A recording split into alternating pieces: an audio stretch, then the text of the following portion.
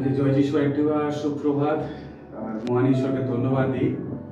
এবং আমরা জানি যে বিগত কয়েকদিন আগে অনেক বৃষ্টি, অনেক চারিদিকে জল জমে যাওয়া, কলকাতার শহরতলি সব জায়গায় এবং মানুষের জীবনে একটি নাজেহাল অবস্থা মানুষের জীবনে যাওয়া। তার মধ্য দিয়ে প্রভু আজকে সুন্দর সকালে সুন্দর সূর্য তিনি দেখিয়েছেন এবং শুকনো ওয়েদারের মধ্য দিয়ে আমরা আসতে পেরেছি এবং প্রভুর গৌরব করার সুযোগ দিয়ে তাই ধন্যবাদ দিই প্রভুকে। আর মহান ঈশ্বরের এতই অনুগ্রহ যে সত্যি তিনি প্রত্যেকটা দিন তিনি বহন করছেন, তিনি আমাদেরকে পালন করছেন, তাই প্রভুকে অনেক অনেক ধন্যবাদ। এবং আমরা এখনো তার আরাধনা করার সুযোগ পেয়েছি, এটা আমাদের কাছে সত্যি একটা গর্বের বিষয়।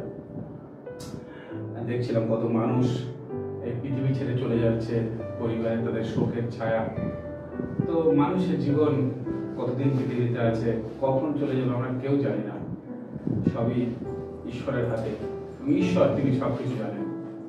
তাই আমরা যতদিন পৃথিবীতে আছি যেন আমরা প্রভুর গৌরব করতে পারি, প্রভুর প্রশংসা করতে পারি এবং প্রভুর সেই উপরে নির্ভর করতে পারি, প্রভুর প্রতিজ্ঞার উপরে আমরা যেন নির্ভর করতে পারি। প্রিয় ভাই বোন, আমাদের জীবনে অনেক সময় আমরা যারা বাইবেল পড়ি, ঈশ্বরের প্রতিজ্ঞায় অনেক সময় ভাবি যে কবে পূর্ণ হবে, ঈশ্বর আমার জীবনে কবে কাজ করবে, আমার জীবনে কবে ঈশ্বর আশীর্বাদ পরিপূর্ণ হবে। হয়তো অনেক সময় আমরা ধৈর্য হারা হয়ে যাই, অনেক সময় আমরা আশা ছেড়ে দিই, আমরা অনেক সময় হতাশ হয়ে যেতে পারি। কিন্তু আজকের ঈশ্বরের বাক্য থেকে আমরা দেখবো যে ঈশ্বরের সন্তান, ঈশ্বরের বাক্যে একজন ঈশ্বরের সন্তান, তিনি ঈশ্বরের প্রতিজ্ঞার উপরে তিনি কেমন ভাবে ধৈর্যশীল ছিলেন এবং তিনি জানতেন যে ঈশ্বর যেখানে বলেছেন তিনি সেটা করবেন। এই যে ঈশ্বর বলেছেন তিনি করবেন, এই যে বিষয়টা, এটা আমাদের কাছে গুরুত্বপূর্ণ। প্রিয় ভাই বোন, ঈশ্বরের বাক্য গণনা পুস্তকে বলছে যে ঈশ্বর মানুষ নয় যে তিনি মিথ্যা বলবেন। হ্যাঁ, তার কারণ ঈশ্বরের বাক্য বলে মিথ্যার আধিক্যতা সেই শয়তান। ঈশ্বর কখনো মিথ্যা বলতে পারেন না। তিনি সত্য, তিনি পবিত্র, তিনি আদি অনন্ত, তিনি অসীম অনাদি। তিনি মিথ্যা বলে না, মিথ্যা বলে তিনি নিজের গৌরব পেতে চান না। তিনি কাজ করে দেখান, তিনি সমস্ত সৃষ্টির মালিক, আমরা তার সামনে নগণ্য। আমার কাছে তিনি মিথ্যা কথা বলে কি করবেন? আসলে আমরাই আমাদের ভিতরে মিথ্যার জন্ম হয় বা শয়তান আমাদেরকে সেই মিথ্যার প্রলোভনে ফেলে দেয় এবং আমরা ভাবি যে সবকিছু মিথ্যা। তাই তো জগতের মানুষরা তারা বিপথে চলছে, তারা মন্দ পথে চলছে, অনেকে আবার ঈশ্বরকে জেনেও চলছে। তাই প্রিয় ভাই বোন, আমরা যেন ঈশ্বরের উপর আস্থা রাখতে পারি, মনে রাখেন ঈশ্বর যা বলেছেন তিনি করবেন। আসুন আজকে ঈশ্বরের বাক্য আমরা যিহোশূয়া তার 14 অধ্যায় 12 পদ আমরা পাঠ করি। যিহোশূয়া, দ্য বুক অফ যিহোশূয়া, চ্যাপ্টার 14 ভার্স 12। যিহোশূয়ের পুস্তক 14 অধ্যায় 12 পদ। ঈশ্বরের বাক্য এরূপ বলছে, আর সেই দিন সদাপ্রভু এই যে পর্বতের বিষয়ে বলিয়াছিলেন, এখন ইহা আমাকে দাও, কেননা তুমি সেই দিন শুনিয়াছিলে যে অনাকিয়েরা সেখানে থাকে এবং নগর সকল বৃহৎ ও প্রাচীর বেষ্টিত। হয়তো সদাপ্রভু আমার সহবর্তী থাকিবেন, আর আমি সদাপ্রভুর বাক্যানুসারে তাহাদিগকে অধিকারচ্যুত করিব। আমেন। প্রিয় ভাই বোন, আমরা এই যে অংশটা পড়লাম, এই কথাটা বলছেন জিফুন্নির পুত্র কালেব। কালেব তিনি এই কথাটি বলছেন এবং আমরা জানি যে সেই ইসরায়েল জাতি যখন মিশর দেশ থেকে বার হয়ে প্রান্তরের মধ্য দিয়ে তারা আসলেন এবং যখন সেই প্রতিজ্ঞার দেশে যাবে, তখন মোশি বলেছিল যে তোমরা যাও, কিছুজন গিয়ে দেখো সেখানে কেমন ধরনের লোকের আছে, কি আছে। তো কেউ যেতে চায় না। এই কালেব বা যিহোশূয়া তারা সাহস করে গিয়েছিল। তো সেই কালেব যখন ঈশ্বর তার সঙ্গে কথা বলেছিল, ঈশ্বরের বাক্য বলছে যে তখন কালেবের বয়স ছিল 40 বছর। এবং এতদিন পরে, কতদিন ভাই বোন, আমরা 1 মাস 2 মাস 3 মাস 4 মাস, অনেকে 1 সপ্তাহ, শুধু তারা চিন্তা করে ওই আমার কি হচ্ছে, আমার কিছু হচ্ছে না, ওই ঈশ্বর কি কাজ করছে। আসলে আমরা সবসময় ধৈর্যের হয়ে আমরা সবসময় চাই যেন প্রতি মুহূর্তে ঈশ্বর আমাদের জীবনে চমৎকার করে। কিন্তু তিনি কে, আমরা কে? ঈশ্বরের বাক্য বিস্ময়তে বলছে কি মনুষ্য কি যে তুমি তাকে স্মরণ করো। মনুষ্য, আমরা তো ঈশ্বরের চোখে ধুলিকণা, আমরা কি যে ঈশ্বর আমাদেরকে স্মরণ করবে। কিন্তু তবুও ঈশ্বরের বাক্য বলছেন তিনি আমাদেরকে চিরপ্রেমে প্রেম করেছেন, তিনি আমাদেরকে কত ভালোবাসেন। সেই ঈশ্বর তিনি যা বলেছেন ঈশ্বরের বাক্যে তিনি সব প্রতিজ্ঞা তিনি পূর্ণ করবেন। সেই কালেবকে, তার যখন বয়স ছিল 40 বছর, ঈশ্বর তাকে সেই পাহাড় মানে সেই পর্বত তিনি দেবে বলেছিলেন, সেই স্থান 45 বছর পরে সেই কালেব এখন সেটি দখল করতে চলেছে। ভাই বোন, তাই তিনি বলছে আমাকে সেই পর্বত দাও, গিভ মি দিস মাউন্টেন, এই পর্বত দাও। প্রিয় ভাই বোন, সেই মানুষটি তিনি 85 বছরে তিনি নিজেকে রিটায়ারমেন্ট বা রিটায়ার আমি এখন পারছি না, দুর্বল, এটা চিন্তা করে না। আমাদের জগতে যদি দেখি আমরা 50 বছর হয়ে যাওয়ার পরে অনেক সময় আমরা ক্লান্ত, পরিশ্রান্ত হয়ে যাই। 60 বছর বয়স হলে আমরা মূলত অনেক কমজোর, মানে শক্তিহীন হয়ে যায়। কিন্তু ঈশ্বরের বাক্য আজকে বলছে যে কালেব তিনি সেই বিষয় থেকে অব্যাহতি না নিয়ে তিনি এসে জিজ্ঞাসা করছে যে আমাকে সেই পর্বতটা দাও, আমি সেটা দখল করব। তাই তিনি বলছেন যে ঈশ্বর আমাকে বলেছিলেন। প্রিয় ভাই বোন, জিহোশু সেই কালেবকে তারপর আশীর্বাদ করেছেন। 13 পদে বলছে তখন জিহোশু তাহাকে আশীর্বাদ করিলেন এবং জিফুনির পুত্র কালেবকে অধিকারার্থে হিব্রন দিলেন। এই হিব্রন খুব সুন্দর একটা জায়গা। তিনি তাই ধৈর্যের ফল তিনি পাচ্ছেন এবং তিনি জানেন, তিনি এখানে নিজে স্বীকার করছেন যে ঈশ্বর আমার সহবর্তী হয়ে আশীর্বাদ করবেন। কারণ তিনি 85 বছরেও এখনো তিনি দাঁড়িয়ে আছেন, এখনো তিনি শক্তভাবে তিনি দাঁড়িয়ে আছেন। তিনি এখনো সেই ঈশ্বরের প্রতিজ্ঞার দিকে তাকিয়ে ভিতর থেকে তিনি গরম হয়ে আছেন, তিনি জ্বলছেন। কারণ তার বিশ্বাসভূমি, তার বিশ্বাসের জায়গাটা হলো ঈশ্বর সদাপ্রভু। ঈশ্বরের বাক্য বলে ধন্য যাহার বিশ্বাসভূমি সদাপ্রভু। প্রিয় ভাই বোন, আমি একটু আগে বললাম আমরা 2 দিন 4 দিন, 1 সপ্তাহ, 1 মাস 2 মাস 3 মাস 4 মাস 6 মাস আমরা শুধু ভাবি কই কি হচ্ছে আমার জীবনে। কালেব 45 বছর ঈশ্বরের বলা কথাকে তিনি ধরে রেখেছেন বিশ্বাসে, ঈশ্বরের উপরে আস্থা রেখেছেন। তার কারণ তিনি জানেন যে সর্বশক্তিমান ঈশ্বর তিনি যেটা বলেছেন তার জীবনে সেটা তিনি করবেন। হালেলুয়া। প্রিয় ভাই বোন, আজকের আমরা যখন আমাদের বয়স হয়ে যায় তখন আমরা তো আশা ছেড়েই দিই, আমরা ভাবি এই কবে মরে যাব। কিন্তু কালেব তিনি মরে যাওয়ার কথা ভাবেন, তিনি তার জীবনের কাছ থেকে অব্যাহতি নেওয়ার কথা ভাবেন, কিন্তু তিনি সেই পাহাড় যেটা যে পর্বত ঈশ্বর তাকে দেয় বলেছে সেই দিকে তাকিয়ে আছে।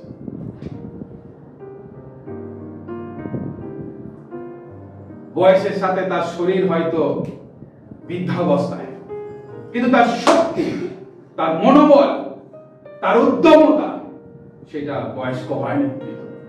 ঈশ্বরের বাক্য সে কথা বলে, কারণ তিনি নিজে এই রূপ বলছে। ঈশ্বরের বাক্য আমরা দেখুন 10 পদ থেকে ফলো করুন। আর এখন দেখো, প্রান্তরে ইসরায়েলের ভ্রমণকালে যে সময় সদাপ্রভু মসীহকে এই কথা বলিয়াছিলেন, সেই অবধি সদাপ্রভু আপন বাক্যানুসারে এই 45 বছর আমাকে জীবিত রাখিয়াছেন। তিনি যে জীবিত আছেন সেটা তিনি সেই ক্রেডিট তিনি ঈশ্বরকে দিচ্ছেন, যে ঈশ্বর তিনি যখন মসীহ দ্বারা বলেছেন সেই 45 বছর আমাকে জীবিত রেখেছেন, এবং তিনি এটা বিশ্বাস করছেন যে ঈশ্বর যেহেতু জীবিত রেখেছেন তার উদ্দেশ্যে রেখেছেন, তার পরিকল্পনায় রেখেছেন। প্রিয় ভাই বোন, ঈশ্বরের বাক্য সেই কথা বলছে। পৌল বলছে যে আমরা যেন ঈশ্বরকে সর্বদা বলি যে বাঁচি কি মরি সব তোমার জন্য। আমরা কালকে কি হবে সেটা প্রভুর জন্য। আসলে বিষয় হলো আমরা যখন বাস করি আমরা সবসময় ভাবি যে আমরা জীবিত থাকবো এবং আমাদের এই আমাদের দেহকে, আমাদের এই মানসিক শরীরকে আমরা আমোদ ফুর্তিতে আমরা মাতিয়ে রাখবো। কিন্তু প্রিয়তা, ঈশ্বরের ধন্যবাদ দেওয়া দরকার প্রিয় ভাই বোন, সেই জায়গায় যে আমরা যে প্রতিটা দিন বেঁচে আছি, এই যে প্রত্যেকটা মুহূর্ত ঈশ্বর আমাদেরকে দেখতে সাহায্য করছে, এটা তার ধন্যবাদ। এবং আমরা যতদিন আমাদের আয়ু থাকে ঈশ্বরের সামনে আমাদের তার গৌরবের জন্য, তার প্রশংসার জন্য, তার উদ্দেশ্যের জন্য আমাদেরকে জীবন করতে হবে। হালেলুয়া। প্রিয় ভাই বোন, সেই জন্য যা এখানে কালে বলছে ঈশ্বর আমাকে জীবিত রেখেছে। আর এখন দেখো, অদ্য আমার বয়স 85 বছর। মসীহ যেদিন আমাকে প্রেরণ করিয়াছিলেন সেই দিন আমি যেমন বলবান ছিলাম অদ্যপি তথাপি আছি। হালেলুয়া। 40 বছরে আমরা মনে করি যে আমাদের 40 বছরের একজন পুরুষ মানে একটা নজওয়ান হাট্টা খাট্টা লোক। কেন 40 বছর একটা তার ভরপুর একটা শক্তিশালী জীবন হয়। 40 বছরে একটা পরিপূর্ণ পুরুষ মানুষ। সেই 40 বছর তিনি বলছেন সেই সময় আমি যেমন ছিলাম, এখন 35 বছর আরো পার হয়ে 85 বছরেও আমি একই রূপ আছি। তিনি বলছেন আমি এখনো শক্তিশালী আছি। যুদ্ধের জন্য এবং বাহিরে যাইবার ও ভিতরে আসিবার জন্য আমার তখন যেমন শক্তি ছিল এখনো সেই রূপ শক্তি আছে। হালেলুয়া। কালেবের স্বীকারোক্তিটা আমরা দেখুন।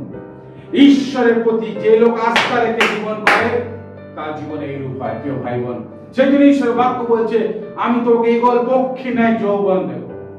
তুমি উড়িবে, তুমি ছুটিবে, তুমি ক্লান্ত হবে না, পরিশ্রান্ত হবে না। প্রিয় ভাই বোন, ঈশ্বর যখন আপনার সহবর্তী হয়ে কাজ করে, বয়স আপনার বয়স এটা কোনো ব্যাপার নয়। ঈশ্বরের সেই অমরত্ব শক্তি, অনন্তকালীন শক্তি যা আপনার জীবনে কাজ করে। আপনার জীবনে জগতের অনুসারে বার্ধক্য বা বয়স্ক বলতে পারে, কিন্তু আপনার ভিতরে আপনার সমস্ত শক্তি, আপনার উদ্যম, আপনার উচ্ছ্বাস, আপনার আশা, সেটা ঈশ্বরের লোকেদের কখনো বয়স্ক বা বার্ধক্যের মধ্যে যায় না। কারণ ঈশ্বর নিয়ত তার বাক্য দ্বারা তার উপরে যখন আমরা আস্থা রাখি, আমরা যখন প্রার্থনা করি, আমাদেরকে সঞ্জীবিত করে, আমাদেরকে উজ্জীবিত করে। কারণ তিনি জীবন্ত ঈশ্বর, তার বাক্য জীবন্ত। তিনি তাই প্রতিজ্ঞা তিনি রেখেছেন, তিনি আমাদেরকে এরকম আশীর্বাদ করবেন। এবং আরো ঈশ্বরের বাক্য তিনি প্রতিজ্ঞা করেছেন, আর তুমি আমাদের আসক্ত, তোর জন্য আমি তোমাকে দীর্ঘ পরমায়ু দ্বারা তৃপ্ত করিব। হালেলুয়া। প্রিয় ভাই বোন, ঈশ্বরের এই প্রত্যেকটা বাক্য আমরা দেখি, সেই কালেবের জীবনও আমরা দেখি। তাই কালেব সে বলছে আমার কাছে একই রকম শক্তি আছে, আমি সব করতে পারি, কারণ ঈশ্বর আমার সহবর্তী, ঈশ্বর আমাকে সেই শক্তি দিয়েছে। তাই তিনি 45 বছর তার সেই ঈশ্বরের প্রতিজ্ঞার জন্য অপেক্ষা করছে। ভাবুন, 1-2 বছর নয়, 45 ইয়ার্স, 45টা বছর, কত দীর্ঘ সময়।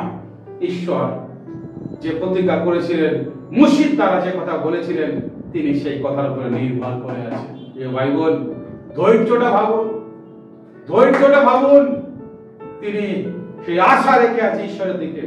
সেই জন্য তো ঈশ্বরের বাক্য গীতসংহিতা বলছে, আমি পর্বত গণকে চক্ষু তুলিব, কোথা হইতে আমার সাহায্য আসিবে। ঈশ্বরের বাক্য বলছে, প্রিয় ভাই বোন, আমরা যদি নিচের দিকে এদিক ওদিক তাকাই, আমরা দুর্বল হয়ে যাব।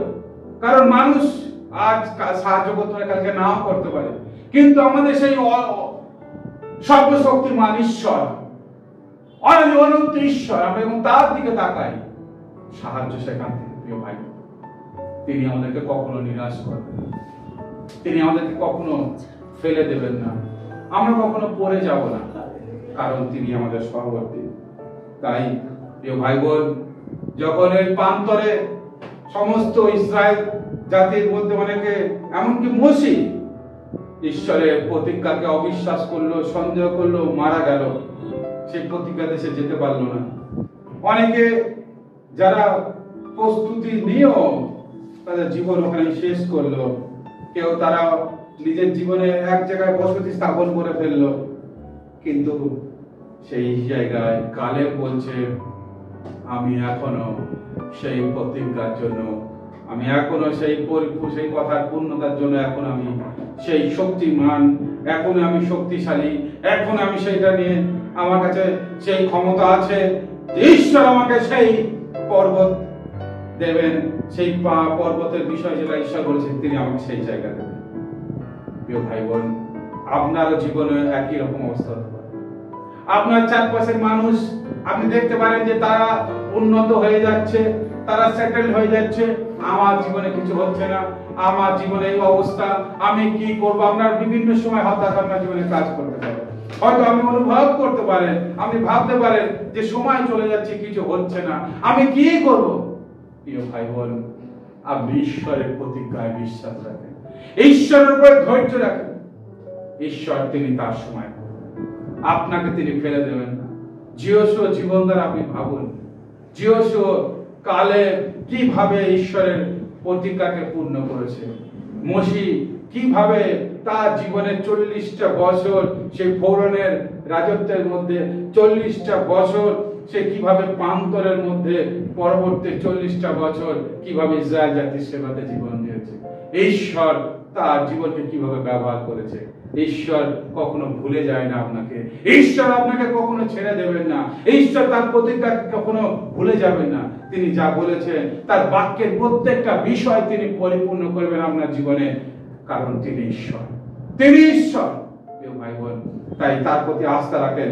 হতে পারে আপনার জীবনে আপনি ভাবছেন যে আর কতদিন, কিন্তু আপনার জীবনের সেই সময় ঈশ্বর সেই মুহূর্তে আপনার জীবনে কাজ করবে।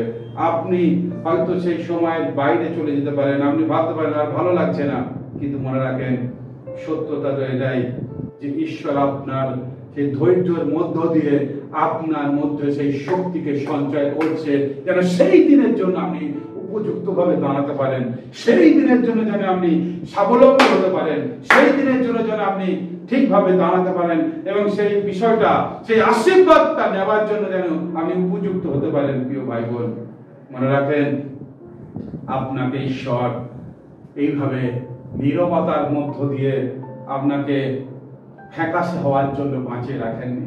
আপনি ভাবছেন আজকের আমার জীবন শেষ হয়ে যাচ্ছে, আজকের আমি আস্তে আস্তে বয়স হয়ে যাচ্ছে, কই কিছু হচ্ছে না। না প্রিয় ভাই বোন, ঈশ্বর তার অনুগ্রহ দ্বারা আপনার জীবনের পরিস্থিতি, আপনার জীবনের অবস্থার মধ্য দিয়েও তিনি আপনার ভিতরে সেই শক্তিকে সঞ্চয় করছে, আপনার জীবনে সেই ধৈর্যকে আরো মজবুত করছে, যেন সেই দিন ঈশ্বরের প্রতিজ্ঞা সেই পূর্ণ দিনে যেন আপনি সেই কালেবের মতন বলতে পারেন আমার আজও সেই শক্তি আছে। প্রিয় ভাই বোন, তার কারণ ঈশ্বর আপনাকে বাঁচিয়ে রেখেছে সেই বিজয় দিন দেখানোর জন্য, সেই বিজয় জীবন দেওয়ার জন্য, সেই জেতানোর জন্য।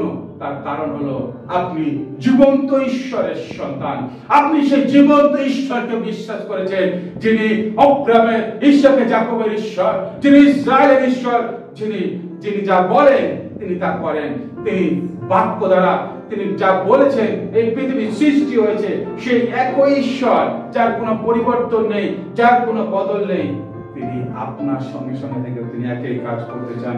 প্রিয় ভাই বোন, আপনার সামনে হয়তো সেই দৈত্য, সেই পাহাড় আপনার সামনে, সেই এগিয়ে যাবার আপনার সেই লক্ষ্যের সামনে, আপনার সেই অ্যাচিভমেন্টের সাথে সেই বড় দৈত্য আপনাকে বারবার দূরে সরিয়ে দিচ্ছে বা আপনাকে মিসগাইড করছে, আপনাকে বলছে যে তোমার দ্বারা হবে না, এই তুমি তো শক্তিহীন। কিন্তু প্রিয় ভাই বোন, আজকে আপনি কালেবের মতন আপনি স্থির হন, আপনার ঈশ্বর, সেই ঈশ্বর উপরে বিশ্বাস রাখেন, তার কারণ ঈশ্বর সেই পর্বতকে আপনাকে দিতে চলেছে। এটা আপনার কাছে অসাধ্য বিষয় নয়। ঈশ্বরের বাক্য বলছে যে বিশ্বাস করে তার পক্ষে সকলই সাধ্য। হালেলুয়া। আপনি যদি বিশ্বাস করেন আপনার কাছে সকলই সাধ্য। প্রিয় ভাই বোন, আপনি সেই সর্বশক্তিমান ঈশ্বরকে বিশ্বাস করেছেন, তাই আপনার শক্তিকে দুর্বল ভাববেন না। আপনি নিজেকে সেই ডুবিয়ে ফেলবেন না জলের মধ্যে, আপনি সেই হাত ছেড়ে দেবেন না, আপনি নিজের উপরে সেই জলকে উঠতে দেবেন না, কিন্তু আপনি শক্ত হয়ে দাঁড়ান এবং আপনি নিজেকে সেই সর্বশক্তিমান ঈশ্বরের উপস্থিতিতে রাখুন, যিনি আপনাকে বলতে চায় এই পর্বতকে তুমি অধিকার করো। হালেলুয়া। সেখানে যে ধরনের সেই সর্বশক্তিমান ঈশ্বরের সামনে সে কেউ দাঁড়াতে পারবে না, সেখানে কত শক্তিশালী জাতি থাকুক না কেন, কারণ যিশু তিনি বলছেন যে সদাপ্রভু আমার সহবর্তী থাকিবেন, আর আমি সদাপ্রভুর বাক্য অনুসারে তাহাদিগকে অধিকারচ্যুত করিব। হালেলুয়া। যিশুর আশীর্বাদে, ঈশ্বরের আশীর্বাদে, ঈশ্বরের সহবর্তী শক্তি নিয়ে কালেবের জীবনের জীবন্ত বাক্য, বিশ্বাসের বাক্য, স্বীকারোক্তি যে আমি সেটাকে দখল করব। যত বড় দস্যু শয়তান দানব ওখানে থাকুক না কেন, আমি তাদেরকে অধিকার দেব। প্রিয় ভাই বোন, আজকের আপনার জীবনের সব থেকে বড় দানব কি অবস্থায় আছে? আজকের আপনাকে কোন দানব ভয় দেখাচ্ছে? আজকে আপনার এগিয়ে যাওয়ার পথে কে আটকাচ্ছে? আপনার সেই পাহাড়কে দখল করতে আপনাকে কে ভয় দেখাচ্ছে? প্রিয় ভাই বোন, আপনি একটু উপর দিকে তাকান, সেই সর্বশক্তিমান ঈশ্বর যিনি আপনার সহবর্তী, যিনি আপনাকে সেই বিজয় জীবন দিতে চায়। কারণ প্রভু যিশু তিনি আমাদের সকলের পাপ নিয়ে কালভারি ক্রুশের উপরে তিনি সেই বিজয় হয়েছে। তিনি তৃতীয় দিনে পুনরুত্থিত হওয়ার মধ্য দিয়ে মৃত্যুকে ধ্বংস করে, মৃত্যুকে সমস্ত চূর্ণ করে দিয়ে মৃত্যুর হুলকে তিনি বিজয় হয়েছে। তিনি বলছে আমি যেমন বিজয়ী তোমরা বিজয়ী হবে। প্রিয় ভাই বোন, সেই প্রভু আমাদের সহবর্তী, তিনি বলছেন আমি তোমাকে কখনো ছাড়িব না, কখনো ত্যাগ করব না। প্রিয় ভাই বোন, আপনি কিসে হতাশ, কিসে নিরাশ? কতদিন আপনি অপেক্ষা করে আপনি ধৈর্য হারা হয়ে গেছেন? কালেব 45 বছর ধৈর্য ধরেছিল। আপনি কি 45 দিন ধৈর্য ধরেছেন? আপনি কি 45 মাস ধৈর্য ধরেছেন? আসুন ঈশ্বরের উপর আস্থা রাখুন, ঈশ্বরের উপর আস্থা রাখুন। আপনার জীবনের বাক্য, ঈশ্বরের বাক্য আপনার জীবনে যেটা দিয়েছে সেই বাক্যকে আপনি বিশ্বাসে ঘোষণা করুন। ঈশ্বর আপনাকে সেই বিষয়কে দেবেন। ঈশ্বরের বাক্য বলছে তুমি মুখ খোলো। প্রিয় ভাই বোন, আমরা যখন ঈশ্বরের উপর বিশ্বাস রাখি এবং আমরা যখন মুখ দিয়ে সেই বিশ্বাসের বাক্যকে বলি, ঈশ্বর আমাদের পক্ষে তিনি অলৌকিক কার্য করবেন। কারণ তিনি আমাদেরকে ভালোবেসে তিনি এই সুন্দর সবকিছু তিনি আমাদের জন্য দিয়েছে, এই সুন্দর সৃষ্টি তিনি আমাদের জন্য রেখেছেন। কারণ আমরা তার প্রতিমূর্তিতে সৃষ্ট, তার সমস্ত সৃষ্টির উত্তম আমরা মানুষ, এবং আমরা যখন তাকে বিশ্বাস করেছি আমরা তার সন্তান, আমরা তার পরিবারের আমরা দায়াধিকার প্রাপ্ত, আমরা উত্তরাধিকার প্রাপ্ত, আমরা ঈশ্বর আমাদের সহবর্তী। ও ঈশ্বর আমাদেরকে কত ভালোবাসেন, সেই ঈশ্বর আপনার সহবর্তী। প্রিয় ভাই বোন, তাই আপনি তার উপর আস্থা রাখেন। সেই ঈশ্বর আপনার জীবনে অলৌকিক কাজ করতে চলেছে, সেই ঈশ্বর আপনার জীবনকে পরিবর্তন করতে চলেছে, সেই ঈশ্বর আপনার জীবনে সমস্ত প্রতিজ্ঞাকে পূর্ণ করতে চলেছে, কারণ তিনি আপনার ঈশ্বর। আসুন প্রিয় ভাই বোন, এই সকালে আমরা সেই কালেবের মতন আমরা ঈশ্বরের উপর আস্থা রাখি। ঈশ্বরের বাক্য বলছেন যে একটা পথ আমি পরে শেষ করব। ঈশ্বরের বাক্য বলছে এই জন্য অদ্য পর্যন্ত হিব্রনে কনিশীয় জিফুন্নির পুত্র কালেবের অধিকার রইয়াছে, কেননা তিনি সম্পূর্ণরূপে ইসরায়েলের ঈশ্বর সদাপ্রভুর অনুগামী ছিলেন। তিনি সম্পূর্ণরূপে ঈশ্বরের অনুগামী ছিলেন। প্রিয় ভাই বোন, সম্পূর্ণরূপে, তিনি একটু রূপে নয়, কিছুক্ষণের জন্য নয়, সম্পূর্ণ। আজকের আমি আপনি কি এরকম ঈশ্বরের অনুগামী হতে পারি? সম্পূর্ণরূপে সমস্ত হৃদয় দিয়ে। প্রভু যিশু বললেন, তুমি সমস্ত হৃদয় দিয়ে, সমস্ত অন্তঃকরণ, মন প্রাণে তোমার ঈশ্বর সদাপ্রভুকে ভালোবাসবে। প্রিয় ভাই বোন, আজকে আপনি ঈশ্বরকে কতটা ভালোবেসেছেন? আপনি কি সম্পূর্ণ মন প্রাণে তাকে ভালোবাসতে পারছেন? আপনি কি সম্পূর্ণ মনে তাকে অনুসরণ করতে পারছেন? কারণ সেই ঈশ্বর আপনার জীবনে কাজ করতে চলেছেন। আসুন আমরা প্রার্থনায় যাই, এই সকাল ঈশ্বরের কাছে সমর্পিত হয়। হালেলুয়া। সর্বশক্তিমান ঈশ্বর পিতা প্রভু, তোমার ধন্যবাদ, তোমার গৌরব প্রশংসা করি প্রভু। আজকের এই সুন্দর দিনে প্রভু, তোমার বাক্য আমাদেরকে শিক্ষা দেয়, উজ্জীবিত সঞ্জীবিত করে, যে সেই পাহাড় তোমাদেরকে দিতে চলেছ, সেই স্থান আমরা পেতে চলেছি প্রভু। কারণ তুমি আমাদের ঈশ্বর।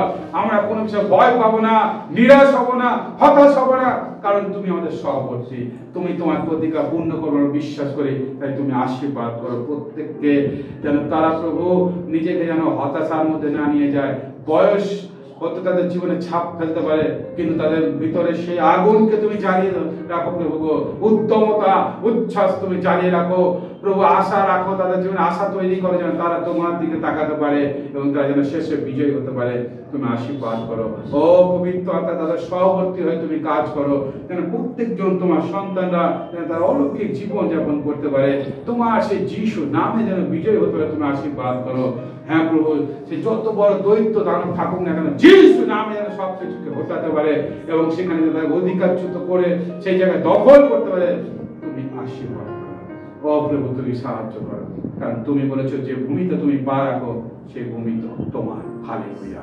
তুমি দেবে, কারণ তুমি জীবন্ত ঈশ্বর। আমাদের সঙ্গে থেকে তুমি সাহায্য করো, কারণ তোমার গৌরব, তোমার মহিমা। ধন্যবাদ প্রশংসা তোমাকে দিয়ে বিদেশ্বর আমাদের আত্মাকে তোমাদের সমর্পণ করি। সারা সপ্তাহ তোমাদের সঙ্গে সঙ্গে থেকে প্রতিটা মুহূর্তে তোমার বাক্য দ্বারা উৎসাহিত কর, আশীর্বাদ যুক্ত করে। তোমার এই গৌরব, তোমার মহিমা, সকল আদর মহিমা তোমাকে দিয়ে প্রার্থনা শোনার জন্য অনেক ধন্যবাদ দিয়ে প্রার্থনা যিশু খ্রিস্ট তোমার নামে চাই, আমেন। আসুন প্রভু সেখানে প্রার্থনা করি। হে আমাদের স্বর্গস্থ পিতা, তোমার নাম পবিত্র বলে মান্য হোক, তোমার রাজ্য আসুক, তোমার ইচ্ছা সিদ্ধ হোক, যেমন স্বর্গে তেমন পৃথিবীতে হোক। আমাদের প্রয়োজনীয় খাদ্য আজ আমাদেরকে দাও, আর আমাদের অপরাধ সকল ক্ষমা করো, যেমন আমরা আপন অপরাধীকে ক্ষমা করেছি। আর আমাদের পরীক্ষাতে আনিও না, কিন্তু মন্দিরে রক্ষা করো। রাজ্য, পরাক্রম, মহিমা যুগে যুগে তোমার, আমেন।